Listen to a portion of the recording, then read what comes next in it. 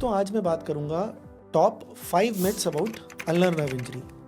देखते हैं क्या मिथ्स हैं बेसिकली। पहला मिथ कि it's just a funny bone, numbness will always recover on its own.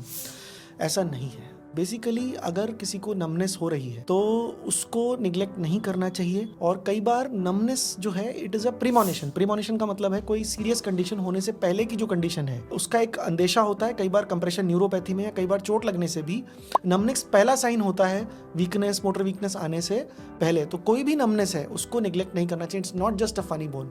Any numbness in any part of the hand, specially ulnar के case में ulnar area में, उसको निग्लेक्ट नहीं करना चाहिए। Myth number 2, ulnar nerve problems can only come from a single acute trauma. देखिए ये sentence partially true है। अल्नर नर्व की सबसे कॉमन जो कॉज है वो होता है ट्रॉमा। तो डेफिनेटली सिंगल ट्रॉमा है, लेकिन कई बार रेपिटेटिव यूज, जैसे एल्बो का बार बार फ्लेक्शन होना या कोई ऐसा काम करना जिसमें हम वाइब्रेटरी टूल्स यूज कर रहे हैं या कोई भी रेपिटेटिव एक्शन कर रहे हैं, उसकी वजह से डिजेनरेटिव डिजीज की वजह से भी अल्नर न्यूरोपैथी हो सकती है। तीसरा myth, if the hand is still moving the nerve can not B seriously injured. देखिए हाथ का जो मूवमेंट है वो ग्रॉसली 3 मोटा मोटा नर्व्स के ऊपर डिपेंड करता है, मीडियन, रेडियल एंड अल्नर। अगर इन तीनों में से एक कोई नर्व चली भी जाएगी तो भी बाकी दोनों नर्व की वजह से हाथ का मूवमेंट रहेगा। तो ग्रॉस मूवमेंट ऑफ हैंड का मतलब ये नहीं है कि आपकी किसी नर्व में चोट नहीं लगी है। तो अगर हाथ चल रहा है उसके बावजूद भी, पर्टिकुलरली जो हमारी फाइन मोटर फंक्शंस हैं, हमारे अल्नर पार्ट में जो फंक्शंस हैं, उसमें अगर फंक्शन नहीं आ रहा है तो इसका मतलब there is definitely a problem and it should be investigated. Myth number 4, surgery for cubital tunnel is only a last ditch option and rarely helps. This is absolutely false. Surgery for cubital tunnel should be kept जब pain बढ़ जाता है और motor weakness आनी शुरू हो जाती है। Numbness initially can be managed by conservative methods, लेकिन एक बार अगर मोटर वीकनेस और severe pain not relieved by any medication आ जाता है तो क्यूबाइटल टनल में definitely surgery should be done and it should not be the last option and it rarely helps. तो helps is absolutely wrong in most of the patients. It has very good results. पांचवा myth, wearing an elbow brace at night is enough for every case. देखिए elbow brace का ulnar nerve की injury में या cubital tunnel में definitely कोई role है, लेकिन वो सिर्फ माइल्ड केसेस में। जब ये कंडीशन ज्यादा बढ़ जाती है तब हमें सर्जिकल इंटरवेंशंस के बारे में सोचना चाहिए। दोस्तों आज मैं बात करूंगा रेडियल नर्व पाल्सी से related 5 top myths. Myth number 1, all radial palsies after humeral fractures are neuropraxia and will recover and surgery is never needed. ये कहना कि सारी रेडियल नर्व पाल्सी न्यूरोप्रैक्सिया है, ये गलत बात है। लगभग 40 to 50% of radial nerve palsy में एक्सोनोटोमेसिस और न्यूरोटोमेसिस होता है, जिसमें कई बार हमें सर्जिकल इंटरवेंशन करना पड़ता है। Myth number 2, if the wrist is dropping the nerve must be completely cut. Again there is a misconception. ये पहले वाले मिथ का ही आगे का एक्सटेंशन समझ लो।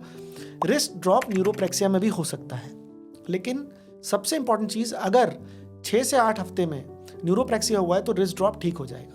लेकिन अगर 2 महीने हो गए हैं चोट लगने के और रिस्ट ड्रॉप ठीक नहीं हुआ है तो इसका मतलब it is something more than just a neuropraxia. Myth number 3, ये कहते हैं radial nerve palsy always causes loss of elbow extension. अब आप इसको समझने के लिए हमें समझना पड़ेगा कि रेडियल नर्व की ब्रांचिंग कैसे होती है। अगर रेडियल नर्व की इंजरी हमारे एक्सिला और आर्म के लेवल पर होती है तब एल्बो एक्सटेंशन चला जाता है, लेकिन रेडियल नर्व की इंजरी जो एल्बो की ब्रांचेस है, एल्बो एक्सटेंशन की, वो ट्राइसेप्स की ब्रांचेस हैं। वो ब्रांचेस लगभग मिड आर्म तक सारी खत्म हो जाती हैं, प्रॉक्सिमल आर्म तक। बल्कि उसके आगे की जो भी इंजरी है रेडियल नर्व की, उनमें एल्बो एक्सटेंशन नहीं जाएगा। कहने का मतलब है रिस्ट एक्सटेंशन, फिंगर एक्सटेंशन सब कुछ चला जाएगा, लेकिन एल्बो का एक्सटेंशन काम करेगा क्योंकि उसकी जो ट्राइसेप्स की ब्रांच है वो ऊपर ही दे चुका है रेडियल नर्व, इसलिए वो इंजर नहीं होगी। Next question, there is nothing to do but wait for months. देखिए रेडियल नर्व की पाल्सी में अगर जो साइट होती है ह्यूमरस फ्रैक्चर की, वहाँ से हम टारगेट ऑर्गन हम अपना माने ECRL या ECRB को, तो अगर उसका डिस्टेंस हम माने तो कई बार हमें 3 से 6 महीने तक वेट करना पड़ता है if our operating surgeon is confident कि रेडियल नर्व पाल्सी नहीं हुई है, उन्होंने एक्सप्लोर किया था और रेडियल नर्व इंटैक्ट है। लेकिन अगर आपको हल्का सा भी डाउट है then you should get probably an EMG NCV done. और अगर प्लेट नहीं डली है तो अगर MRI पॉसिबल है तो MRI, नहीं तो फोकस्ड अल्ट्रासाउंड करके हम ये पता कर सकते हैं कि एक्चुअली में रेडियल नर्व की इंजरी कहाँ है, तो हमें तब महीनों तक वेट नहीं करना पड़ेगा। नेक्स्ट मिथ है, once wrist drop is present for a long time function can not be restore. देखिए इसमें कुछ सच्चाई है कि रिस्ट ड्रॉप अगर कई सालों तक रह जाता है तो हम नर्व का प्रोसीजर नहीं कर सकते। तो हमारे पास लास्ट ऑप्शन होता है टेंडन ट्रांसफर। उसमें हम प्रोनेटर टीरीज को ECRV में लगाते हैं और रिस्ट के एक्सटेंशन को ठीक कर सकते हैं, प्रोवाइडेड उस पेशेंट ने अपने जॉइंट को ठीक रखा है।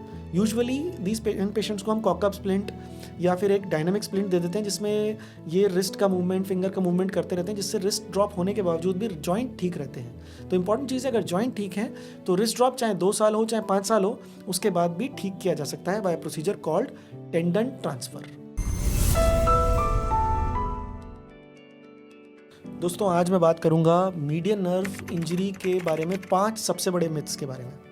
Myth number 1, median nerve problems are basically just carpal tunnel.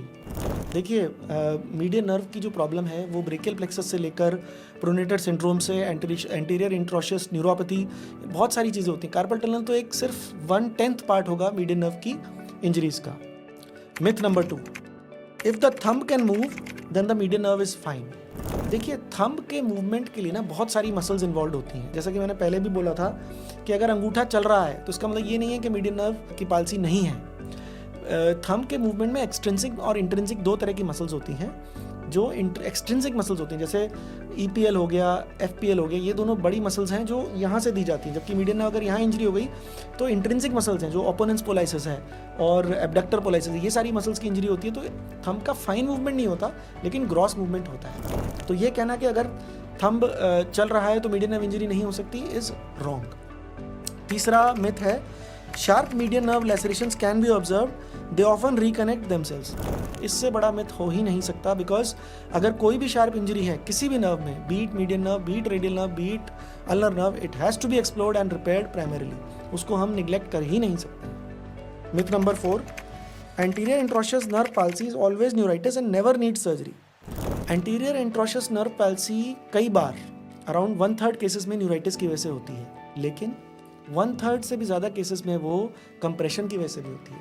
जहाँ पर एंटीरियर इंट्रोशियस न्यूरोपैथी कंप्रेशन से रिलेटेड है और ये अल्ट्रासाउंड या फिर MRI पर प्रूव हो गया है, देन वी शुड एक्सप्लोर और surgery is the best option in that case.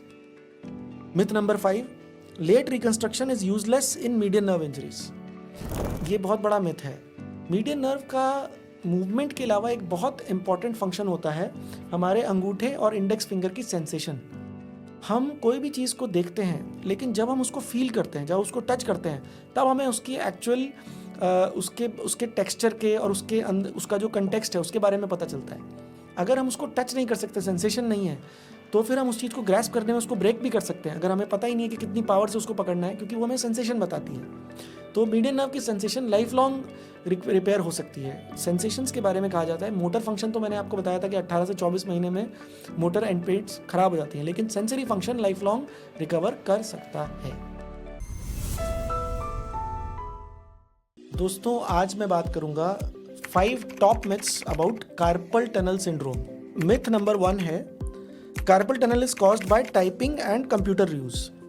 देखिए, कार्पल टनल का जो कॉजेटिव कारण है ना, वो मल्टीफैक्टोरियल है। उसमें एंडोक्राइन फैक्टर्स हैं, उसमें प्रेगनेंसी से रिलेटेड है, उसमें थायराइड से रिलेटेड है, उसमें एनाटॉमी से रिलेटेड है, and yes sometimes excessive function से भी रिलेटेड है। बट सबसे ज़्यादा कॉमन हमने देखा है, it is an idiopathic, usually females of middle age see carpal tunnel syndrome, so it is a multifactorial etiology.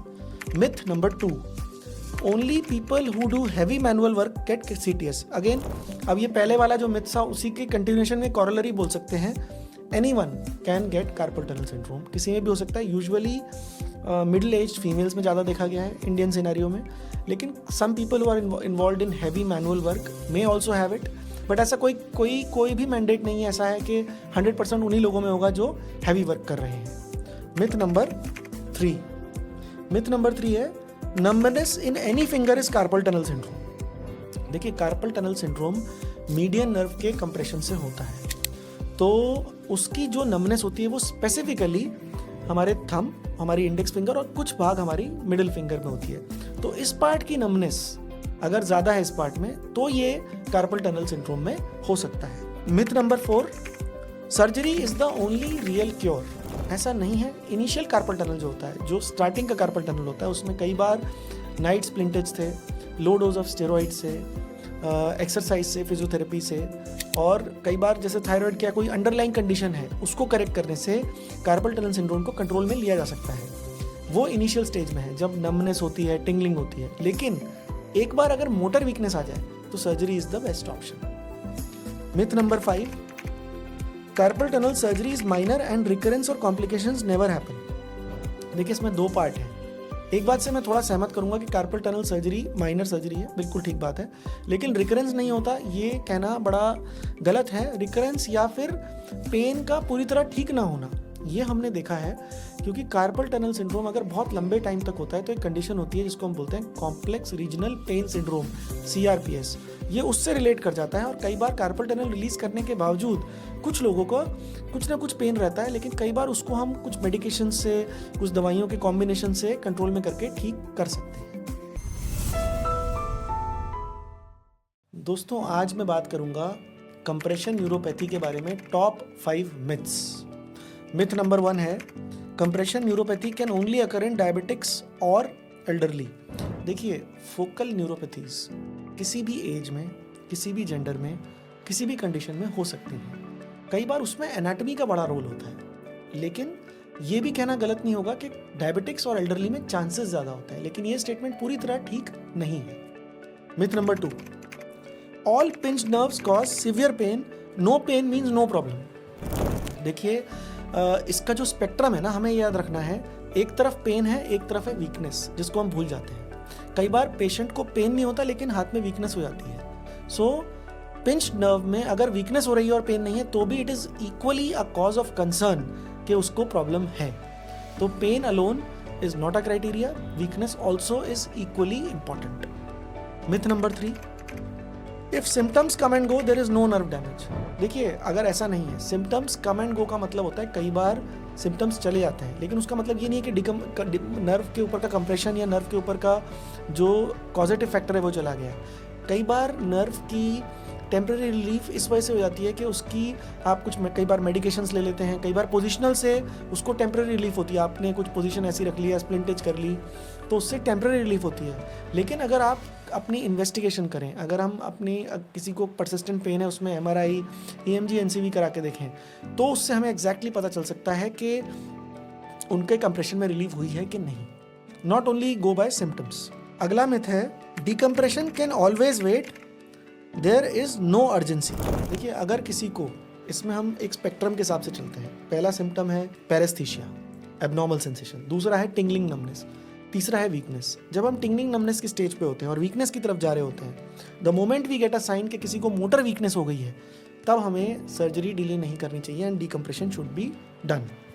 Myth number 5, once a nerve is compressed surgery will always restore it to normal. ऐसा नहीं है।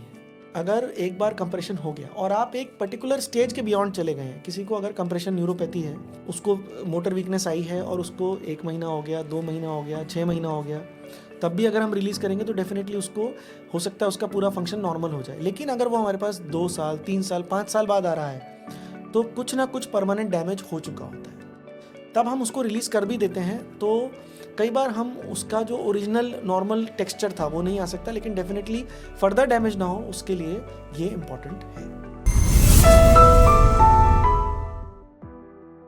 दोस्तों आज मैं बात करूंगा top 5 myths about Dupuytren's contracture. Myth number 1, it is caused by bad tendons. देखिए अगर हम देखते हैं तो देखने में ऐसा लगता है कि कोई चीज़ उसको फ्लेक्शन कॉन्ट्रैक्चर कर रही है, लेकिन डुपोट्राइन्स कॉन्ट्रैक्चर जो है वो पामर फेशिया की बीमारी है। It is not a disease of tendons. वो पामर फेशिया के कॉन्ट्रैक्शन की वजह से होती है, उसकी स्कारिंग की वजह से होती है। तो it is not caused by bad tendons. Myth number 2 है it always keeps getting worse. मतलब अगर किसी को हो गया तो हमेशा उसका आगे बढ़ता जाएगा। ये बड़ी ही इंडिविजुअल डिजीज़ है। कई लोगों में मैंने देखा है कि डुपोट्राइन्स कॉन्ट्रैक्चर इतना होने के बाद फिंगर लाइफ लॉन्ग इतनी ही रही है, 20 साल से उतनी ही है। कई लोगों का देखा 6 महीने, साल भर, 2 साल में इतनी ज़्यादा हो जाती है। तो हर इंडिविजुअल का जो डिजीज़ का नेचुरल प्रोग्रेशन है वो अलग है। तो ये कहना कि हमेशा कंटिन्यूसली वर्स होती रहेगी गलत है, पर आपको आइडिया हो जाता है 6 महीने, साल भर में कि आपकी डिजीज़ का प्रोग्रेशन कितना है और आगे जाके भविष्य में क्या होने वाला है। मिथ नंबर 3 है it is a type of arthritis और कैंसर। बेसिकली डुपोट्राइन्स कॉन्ट्रैक्चर है, it is a benign fibro proliferative disease of the palmar fascia. अब इसमें बिनाइन वर्ड आ गया तो कैंसर तो नहीं है। आर्थराइटिस ये जॉइंट से कोई रिलेशन नहीं है। हमारी जो ये स्किन है पाम की, इसके नीचे एक फेशिया होता है, इसको हम बोलते हैं पामर फेशिया। तो डुपोट्राइन्स कॉन्ट्रैक्चर उसका बिनाइन फाइब्रो प्रोलिफरेटिव डिजीज है। तो ना तो ये कैंसर है, ना ही ये आर्थराइटिस है। Myth number 4, treatment will cure it permanently. जिस पर्टिकुलर पार्ट में डुपोट्राइन्स कॉन्ट्रैक्चर है, अगर हमने वहाँ का सारा पामर फेशिया निकाल दिया तो यस, उस पर्टिकुलर पार्ट को वो परमानेंटली क्योर कर देगा। लेकिन हमारे पूरे हाथ में पामर फेशिया है, तो कई उसमें अगर हमने इस उंगली को ठीक किया, ऐसा जरूरी नहीं है कि इस उंगली में भविष्य में नहीं होगा। तो यस, जिस पर्टिकुलर पार्ट से आपने ऑलमोस्ट सारा पामर फेशिया निकाल दिया, तो उस पार्ट में दोबारा होने के चांसेस कम है और मिनिमम है, ये मैं कह सकता हूँ। Myth number 5, it is from over use और मैनुअल वर्क। पामर फेशिया, ये जो प्रॉब्लम है जो पामर फेशिया की, ये जेनेटिक कंडीशन है। मोस्ट ऑफ द पेशेंट्स में जेनेटिक्स होती है। इसमें मैनुअल लेबर और हार्ड वर्क या इस तरह का काम करने से पाम पर किसी की ये डिजीज़ बहुत जल्दी आ सकती है या एग्रावेट हो सकती है। डी नोवो किसी को ऐसा नहीं होगा। तो ये बेसिकली किसी को हेरिडिटरी, अगर किसी की टेंडेंसी ज़्यादा है और अगर वो मैनुअल लेबर करे तो उसको होने के चांसेस हैं। लेकिन प्योरली मैनुअल लेबर अगर हम बोले करेगा, उसको डुपोट्राइन्स होने के चांसेस हैं, तो ऐसा नहीं है। दोस्तों, आपने कभी सोचा है कि फ्रैक्चर तो जुड़ गया लेकिन हाथ में, फिंगर्स में स्टिफनेस अभी भी बाकी है? तो आज मैं बात करूंगा top 5 causes of stiffness of finger after surgery. सबसे पहला जो कॉमनेस्ट कॉज होता है वो ये होता है कि जब भी हमारे चोट लगती है, हमारे जो फिंगर्स हैं, हाथ हैं, ये सिलिंड्रिकल स्ट्रक्चर्स हैं और कोई भी चोट लगने के बाद इसमें काफ़ी एडीमा हो जाता है। तो ये जो एडीमा है, ये जो स्वेलिंग है, कई बार ये मूवमेंट्स को रिस्ट्रिक्ट करती है और इसकी वजह से भी स्टिफनेस आती है।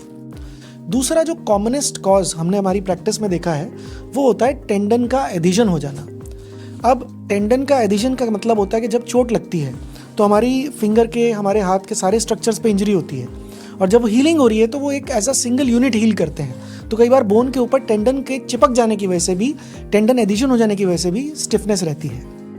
तीसरा कारण होता है कई बार हमारा जो कैप्सूल है, हमारा जब फिंगर का फ्रैक्चर हो जाता है या कुछ भी चोट लगती है तो फिंगर की जो पोजीशन होती है वो काफ़ी टाइम तक एक ही पोजीशन में रहती है। उसकी वजह से तो जॉइंट का कैप्सूल है वो टाइट हो जाता है। तो ये जो जॉइंट के कैप्सूल की टाइटनेस है, ये भी एक कारण है जिसकी वजह से फिंगर में स्टिफनेस आ जाती है। चौथा जो इम्पॉर्टेंट कारण है वो है प्रॉपर स्प्लिंटेज ना होना, कि अगर आपने स्प्लिंट ठीक से नहीं पहना है, आपने ठीक पोजीशन में नहीं पहना है, उसको प्रॉपरली उसका वेलक्रो या जो भी हम उसका तरीका देते हैं उसको ठीक से फिट करके नहीं लगाया है, तब उसमें बहुत प्रॉब्लम आती है। तो ये हो गया चौथा कारण। और आखिरी और सबसे इम्पॉर्टेंट कारण होता है डिलेड फिजियोथेरेपी। बेसिकली क्या होता है कि जब भी चोट लगती है उसके बाद पेशेंट कुछ दिनों तक, हम जब फ्रैक्चर होता है तो उसको रेस्ट देते हैं, लेकिन रेस्ट के बाद जब मूवमेंट स्टार्ट करते हैं तब मूवमेंट में, जब इनिशियल मूवमेंट होता है तो पेशेंट को हमेशा पेन होता है। अब ये जो पेन होता है ये स्टिफनेस की वजह से होता है और इसको ठीक करने के लिए फिजियोथेरेपी टाइम से स्टार्ट करनी होती है। तो कई बार हमें पेशेंट्स को ये एडवाइस देनी पड़ती है कि in spite of the pain you have to move your fingers.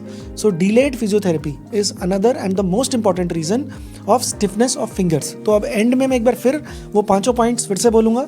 सबसे पहला एडिमा या स्वेलिंग, दूसरा जो हमारे टेंडन्स होते हैं उनकी टाइटनेस, तीसरा कैप्सूल की स्टिफनेस, चौथा इम्प्रॉपर स्प्लिंटेज और पांचवा है डिलेड या नो फिजियोथेरेपी ना करने से। इन सारे कारणों से हमारी जो फिंगर्स हैं फ्रैक्चर हील हो जाते हैं लेकिन हमारी फिंगर्स स्टिफ रह जाती हैं। दोस्तों, बेसिकली बच्चे जो होते हैं वो कभी कंप्लेन नहीं करते, उनको पता नहीं चलता कई बार क्या चोट लग गई है और ये एक बड़ी प्रॉब्लम है। आज मैं बात करूंगा top 5 injuries seen in children. छोटे बच्चों में देखी जाने वाली सबसे कॉमन 5 चोटें। सबसे पहली जो कॉमनेस्ट चोट हम बच्चों में देखते हैं और जो काफ़ी आगे जाकर दिक्कत करती है वो होती है बेड बॉक्स इंजरी या डोर ट्रैप इंजरी। दोनों केसेस में फिंगर का जो टिप वाला पार्ट है वो या तो घर में बेड बॉक्स होते हैं या डोर्स होते हैं उनके अंदर चला जाता है एंड उसकी वजह से नेल बेड में कई बार हिमेटोमा होता है, कई बार नियर टोटल एम्पुटेशन भी हो जाता है। तो ये एक इंजरी बहुत कॉमन है और इसको कभी भी निगलेक्ट नहीं करना चाहिए क्योंकि ये आगे जाके बड़ी फिंगर की डिफॉर्मिटी में बदल जाती है और कई बार कई काम जैसे टाइपिंग करना, इन सब में भी दिक्कत आ सकती है। दूसरी कॉमन इंजरी जो हम बच्चों में देखते हैं वो होती है मैलेट फिंगर। कई बार फिंगर किसी चीज़ में अटक कर एकदम से अलग हो जाना, तो इसमें डिस्टल जो नेल बेड के डिस्टल DIP का फ्रैक्चर हो जाता है और कई बार उससे जो जुड़ा हुआ एक्सटेंसर टेंडन होता है वो टूट जाता है। तो इस इंजरी में इसको भी निगलेक्ट नहीं कर सकते, क्योंकि आगे जाकर ये एक डिफॉर्मिटी में, एक फ्लेक्शन डिफॉर्मिटी में कन्वर्ट हो जाती है और ये काफ़ी हद तक बच्चों को तंग करती है। तीसरी कॉमन इंजरी हम देखते हैं नेल बेड हेमेटोमा, या नेल बेड की कई तरह की इंजरीज जो बच्चे खेल रहे होते हैं और कभी भी कहीं भी उनका हाथ किसी जगह लगाते हैं तो उसकी वजह से भी हो जाती है। चौथी कॉमन इंजरी होती है इलेक्ट्रोक्यूशन इंजरी। छोटे बच्चे, खासकर जो टॉडलर्स हैं, उनकी आदत होती है घर में इधर उधर घूमना, तो हम कहते हैं कि अपने घरों को बेबी प्रूफ करो। जहाँ भी बच्चे हैं उनमें उसमें कम से कम 4 फीट तक हाइट तक कोई भी सॉकेट है तो उसको या तो बंद करें कि बच्चा उसमें उंगली ना डाल सके। तो electrocution injury is a very serious injury and sometime it is life threatening also. इसके अलावा अगर जो हम देखें वो ग्रोथ प्लेट की इंजरीज होती हैं। कई बार बच्चों की फ्रैक्चर्स ऐसे होते हैं जिससे उनका ग्रोथ रुक जाता है। तो बच्चों के केस में चाहे हेयरलाइन फ्रैक्चर ही क्यों ना हो, कोई भी फ्रैक्चर हो, उसको निगलेक्ट नहीं करना चाहिए। और हैंड के लिए खासकर इन फ्रैक्चर्स में तुरंत जो भी स्पेशलिस्ट हैं आपके नियरेस्ट, उनके पास जाना चाहिए, क्योंकि अगर ग्रोथ प्लेट में इंजरी हो जाती है तो बच्चों का ग्रोथ भी रुक सकता है।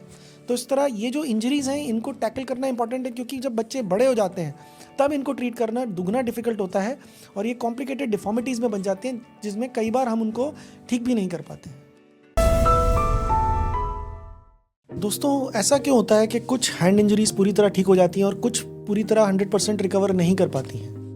आज मैं बात करूंगा top 5 reasons why some hand injuries fail to recover fully. तो इसमें सबसे पहला होता है डिलेड ट्रीटमेंट। क्या होता है, कई बार हम लोग क्या करते हैं कि चोट लग गई हमको, किसी की सपोज उंगली का छोटा सा फ्रैक्चर हो गया, उसमें थोड़ा बहुत दर्द है, स्वेलिंग है, जो 4-5 दिन में ठीक हो जाता है। हम सोचते हैं चलो ये ठीक तो हो गया, मूवमेंट थोड़ा बहुत हो ही रहा है, टाइम के साथ ठीक हो जाएगा। तो ये सबसे कॉमन मिस्टेक हम करते हैं वो है कि हम कोई भी छोटी मोटी हैंड इंजरी को निगलेक्ट करते हैं और उसके लिए हम डिलेड ट्रीटमेंट लेते हैं। तो ये सबसे पहला जो कारण है कि कई हैंड इंजरीज रिकवर नहीं कर पाती, क्योंकि धीरे धीरे क्या होता है कि जो हमारी बॉडी की हीलिंग है वो इस तरह होती है कि वो एक जो सेट होनी होती है इंजरी, वो इस तरह सेट हो जाती है कि उसको वापस ठीक करना थोड़ा मुश्किल हो जाता है। दूसरा रीज़न है इन्फेक्शन। कई बार चोटें लगने के बाद अगर उसका सही टाइम पे ट्रीटमेंट ना हो और उसमें इन्फेक्शन बैठा रहे तो वो कई बार उसको क्रोनिक इन्फेक्शन बोलते हैं, और वो टाइम के साथ इतना रेजिस्टेंट हो जाता है कि उसमें एंटीबायोटिक्स भी कई बार असर नहीं करती हैं। तो दूसरा कारण है इन्फेक्शन। तीसरा कारण जो मैंने देखा है वो है smoking. Smoking upper limb, lower limb, head and neck, हर जगह एक अगर कोई भी स्मोकर है तो वो अपने हीलिंग के चांसेस को 20 से 30% कम कर देता है।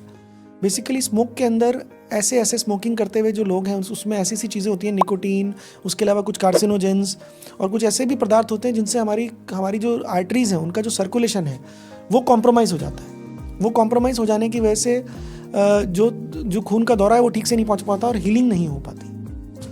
चौथा कारण है जिसकी वजह से पूरी हीलिंग नहीं हो पाती कई लोगों में, वो होता है improper rehabilitation. Basically rehabilitation is not a choice, it is an essential part of the treatment only. ऐसा नहीं है कि आपने ऑपरेशन करा लिया और आप फिजियोथेरेपी नहीं करेंगे, ये एक्सेप्टेबल ही नहीं है। तो जो चौथा कारण है वो होता है पुअर रिहैबिलिटेशन।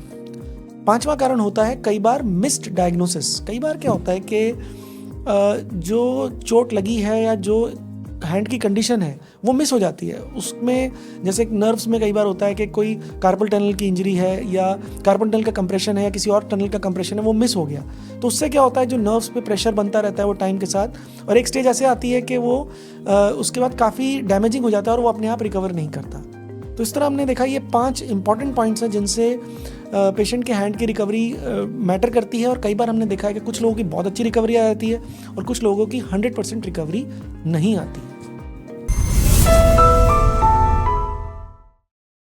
आपका जो व्यवसाय है, आपका जो प्रोफेशन है, वो डिसाइड करता है आपको कैसे इंजरी लगने वाली है।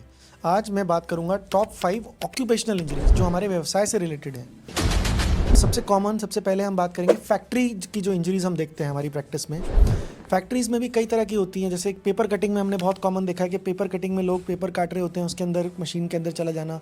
कोई ऐसी मशीन होती हैं जिनमें गरारी होती हैं, पुलीज होते हैं, उसके अंदर हाथ चला जाना। कई बार कोई हैवी चीज़ के लेथ मशीन्स होती हैं, उससे फैक्ट्री इंजरी हो जाना। तो ये कॉमन फैक्ट्री इंजरीज हम देखते हैं हमारी प्रैक्टिस में। दूसरे टाइप की इंजरीज जो हम देखते हैं वो होते हैं फार्मिंग इंजरीज।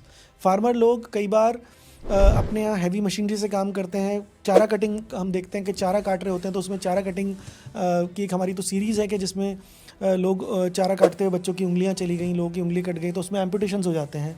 उसके अलावा ट्रैक्टर में काम कर रहे हैं, कुछ सफाई कर रहे हैं, इस तरह की इंजरीज़ में हैंड की हम फार्मिंग में भी देखते हैं। तीसरी होती है किचन की इंजरीज़ या शेफ़ की इंजरीज़ या किचन रिलेटेड इंजरी। उसमें सबसे कॉमन होती है नाइफ़ कट इंजरी, के लोग नाइफ़ यूज़ करते हैं, कुछ काट रहे हैं, उससे इंजरी हो गई। कई बार कोई चीज़ खोलने की कोशिश कर रहे हैं, टिन्स खोलने की कोशिश कर रहे हैं, कई बार जो कैन्स आते हैं उसमें कई बार इंजरी हो जाती है। तो ये कॉमन इंजरीज हमने, कई बार बर्न्स की इंजरी होती है, हैंड बर्न्स हो जाते हैं किचन में। तो ये किचन से रिलेटेड इंजरीज हमने देखी हैं। इसके अलावा हमने देखी कंस्ट्रक्शन वर्कर्स में। कंस्ट्रक्शन वर्कर्स में क्या होता है कि कई बार ईंटें उठा रहे हैं, भारी चीज़ उठा रहे हैं, उसमें हैवी चीज़ों का गिर जाना, ये बहुत देखा है। कई बार ऊपर से हाइट से गिर जाना हमने देखा है। और कई बार इलेक्ट्रोक्यूशन या इस तरह इलेक्ट्रिक इंजरीज भी हमने कंस्ट्रक्शन वर्कर्स में देखी हैं। और पांचवी जो मैं बात करूँगा वो रिपीटेटिव मूवमेंट वाले जो फंक्शंस होते हैं। फॉर एग्जांपल जो ड्रिलिंग करते हैं, वो कंटिन्यूसली ड्रिल कर रहे हैं, तो उसके रिपीटेटिव मूवमेंट से भी कई बार लोगों को इंजरीज होती हैं। इसमें ज़्यादा नर्व रिलेटेड इंजरीज हमने देखी हैं, ज़्यादा होती हैं रादर देन बोनी और सॉफ्ट टिश्यू इंजरीज। तो ये 5 प्रोफेशंस हैं जिसमें कॉमनली हमारी प्रैक्टिस में हमने देखा है कि काफ़ी इंजरीज होती हैं।